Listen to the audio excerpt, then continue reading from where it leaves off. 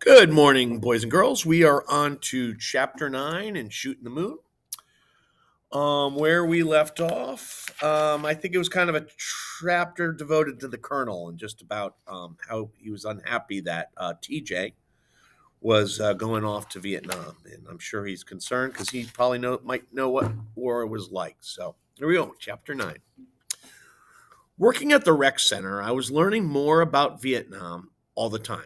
It was in the air you breathed if you were spending your days around GIs, some of whom had already done their tour, some who were gearing up to go, and a whole bunch who had their fingers crossed the war would be over before their units got called up. Sergeant Byrd gave me daily vocabulary lessons. Sometimes it was like he was still in country, and there were days I thought maybe he wanted to go back. Every once in a while, he made me feel scared. The way his face got dark and cloudy over something he saw in one of TJ's pictures. But there wasn't ever a time when he didn't want to talk. He was a big talker, someone who liked words for words' sake, the sound of them, the way you can pile them up in your mouth and make a poem if you spill them out the right way. If you recall, you call that a cracker box, he said, pointing to a picture of an ambulance. I printed from TJ's fourth roll of film. The backseat rodeos in the cracker box. Backseat is what you call a medic. It's a Vietnamese word, or they go in the traveling medicine show, which is what you call the medevac helicopter. How come they do that? I asked. I mean, how come they make up words for everything that already has its own word? Oh, I don't know. Maybe it makes it less real, more like a cartoon, something that's not happening directly to you, or else it's just the fun to do it. The human animal is an endless creative creature, in my experience. So I learned Chop Chop was food, and a daily was an anti-malaria pill GIs had to take. Medics were called docs and band-aids and backseat, and infantrymen were called grunts. An army helmet was called a steel pot, and camouflage uniforms were nicknamed tiger suits. If you were killed in action, KIA, that was killed in action. And if you were KBA, you were killed by artillery. A glad bag was a body bag. Oh my. Expectants were wounded soldiers who were expected to die. Tough stuff. What did they call you? I asked Sergeant Byrd when the vocabulary lesson got too filled with body bags and wounded soldiers for my comfort. He grinned. I was the first Cav grunt and a cheap Charlie because I never spent any money in the bars. Other than that, mostly I got called Ted and a few other names, too improper to repeat. Oh, and Kodak. I got called Kodak. He held up his camera bag for the obvious reasons. Sergeant Byrd was not my only source on the lifestyle and culture of the Vietnam War. However, there were also my students. Just like Private Hollister had said, there were soldiers who wanted to learn how to develop and print their own pictures. And now I was the resident expert. If you don't count Sergeant Byrd, and since he didn't actually work at the rec center, I didn't count him. The first soldier I ever helped was Corporal Yarrow. Corporal Yarrow was the saddest looking human being I'd ever seen. Hangdog eyes, worse than a basset hound's, bushy black eyebrows that sagged to a point above the bridge of his nose, that he always had a joke or a smart aleck comment coming out of the side of his mouth was my first surprise about him. That he was so smart he could cuss in German, French, and Spanish without anybody ever having taught him how. His first surprise about me was that I was 12 years old. He'd come hollering into the dark room, Hollister, Said somebody back here, could you help me with this film? That wouldn't be you, would it? It's me, all right. I was hanging some prints on the line to dry. What do you need help with? He came over and stood beside me. Nice pictures. Who took them? Oh, my brother. He's with the 51st Medical Company in Fubai. Oh, yeah. I was with that 1st Battalion, 69th Armor in the Bindai Province. I was a gunner. A gunner? Yeah, a tank gunner. I took that in. Tanks are serious business. Shooting a gun rapid fire from the top of a tank is very serious business. It looks cool in the movies, but in real life, it has to be a tough job. But Colonel Yarrow didn't look tough. He just looked like a sad, nice guy. So, anyway, Corporal Yarrow continued, I went fishing down at Big Bend when I was on a leave a couple of weekends ago, and the only thing I caught was what I caught on film, if you catch my drift now. Fish weren't biting, huh? They might have been biting something, but it wasn't dangling at the end of my hook. Still, the scenery was great and the beer was flowing, and I have lots of warm and fuzzy memories. He held up his film canister. Not too fuzzy, I hope. I was going to drop the film off at the PX, but then this friend convinced me that I ought to develop it myself, since it was black and white film, and he thinks I need a hobby. So I taught Corporal Yarrow what to do, and his pictures came out great. So then he brought in his buddy, Private Garza, the one who told him to develop his own film in the first place.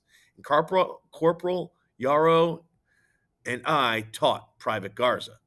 I was a good teacher, which surprised me. I'm not the world's most patient person, and I don't always do a great job of translating the thoughts in my head into words, but it was easy talking about how to develop film and print pictures. It helped that Corporal Yarrow and Private Garza picked up on everything real fast and found the process interesting. I remembered what Sergeant Bird told me the first day we worked in the darkroom together, that he was a process guy. I knew exactly what that meant now. Every part of developing process was interesting to me.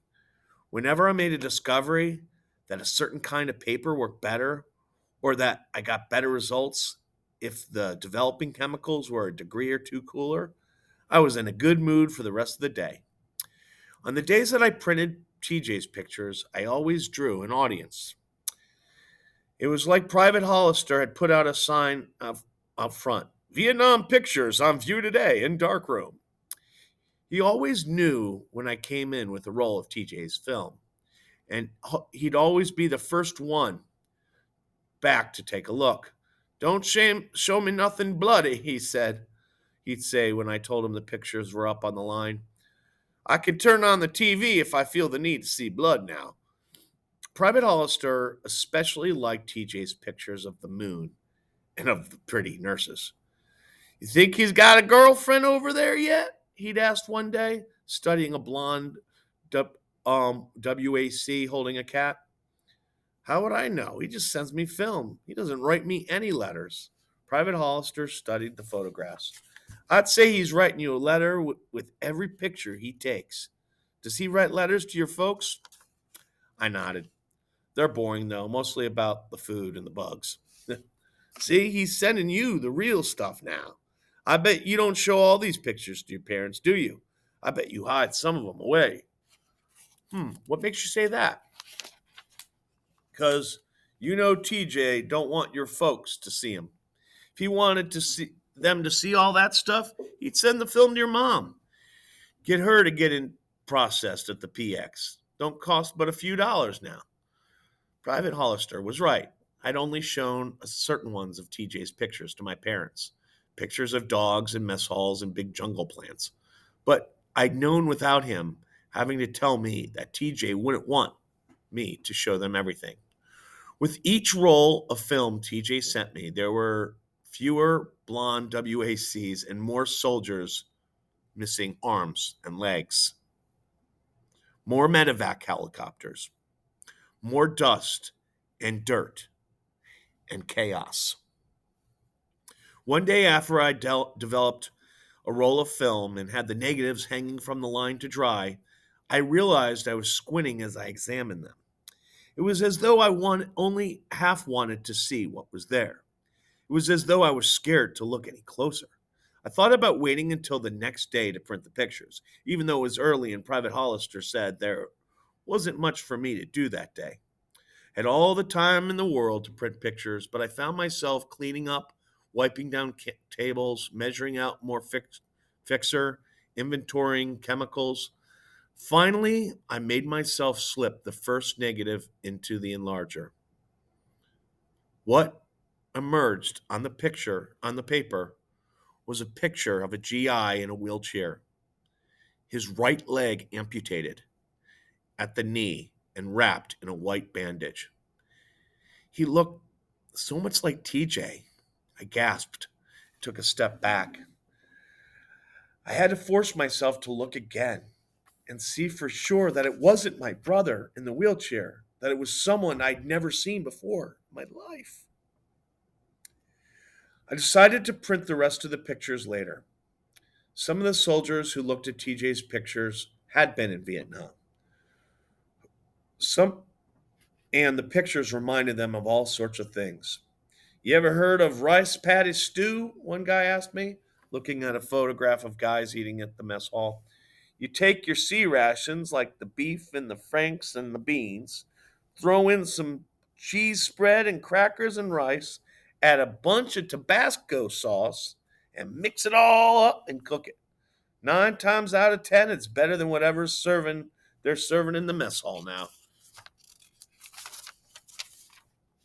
The soldiers who had never been to Vietnam were the ones who got quiet when they saw TJ's pictures.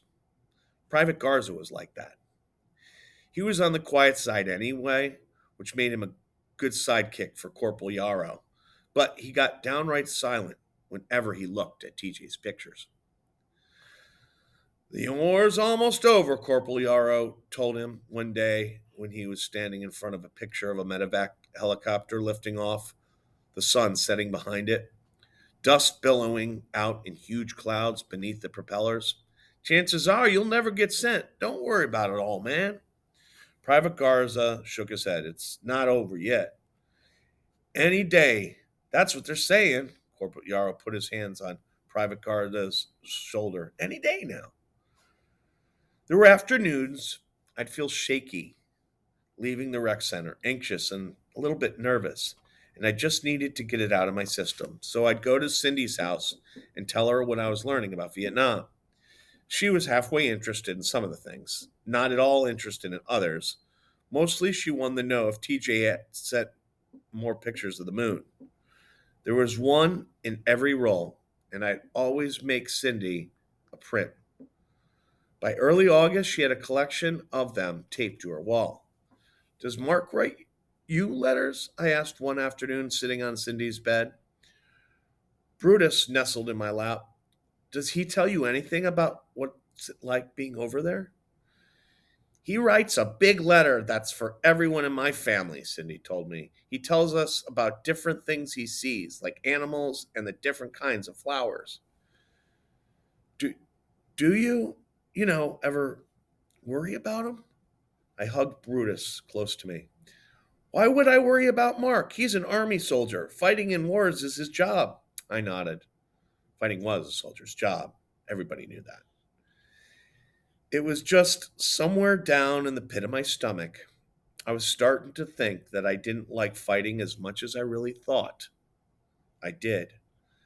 I was starting to feel like I wished I hadn't told TJ to go to Vietnam.